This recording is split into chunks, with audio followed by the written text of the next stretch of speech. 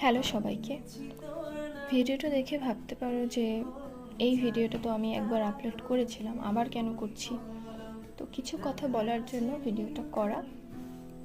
তো বলছি, প্রথমে বলি ভিডিওটা আবার আপলোড করেছি কারণ হচ্ছে আমি আমার ফেসবুক প্রোফাইলে ভিডিওটি আপলোড করেছিলাম গান সেট আপ করে। তো আমি একটা সময় দেখলাম গিয়ে যে আমি কপিরাইট খাওয়া অলরেডি। সেটা আমি তখন দেখিনি, আমি কিছুদিন আগে 2-3 দিন আগে আমি সেটা নোটিস করেছি। তো পরবর্তীতে ভাবলাম, পরবর্তীতে আমার খুব খারাপ লাগছে বিষয়টা নিয়ে, যে আমি যথেষ্ট এফোর্ট দেই এডিটে। আমি হয়তো এডিটের কিছুই জানি না বা জানি না। অনেকে দেখে ভাবতে পারে যে এই ভিডিও তো, এই এডিট তো কিছুই না। আমরা অনেকেই আমার কাছে জানতে চাই কী করে কী করিস, এডিট করিস, আমাকে একটু শেখা। তো আমি যেটুক এডিট করি আমি যথেষ্ট এফোর্ট দেই।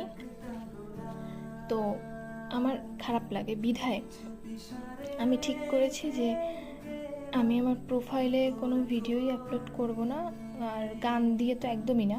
যেটা কপিরাইট ফ্রি গান আছে সেটা আমি ইউজ করব। তো বেসিক্যালি এই জন্যই হচ্ছে ভিডিওটা করা। আমার এইটা পুরনো ভিডিও, তোমরা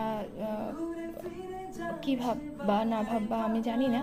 তবে আমার যেহেতু আমি কষ্ট করে ভিডিও ফুটেজগুলো নিয়েছি, সেট আপ করেছি, তো আমার কাছে মনে হয়েছে না, আমি এটা প্রপারলি আপলোড করি।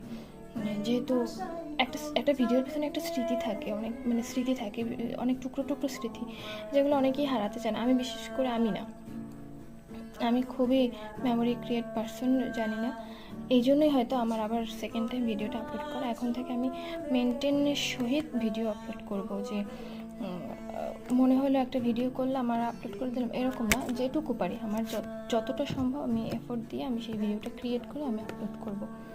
তো এটাই ছিল আমার বলার।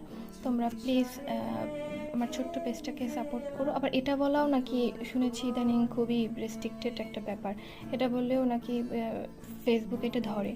তো যাই হোক, কিছু বলবো না, এই পর্যন্ত। পরে নতুন নতুন ভিডিও আসবে, পুরোনো ভিডিওগুলো আমি আপলোড করবো, এর জন্য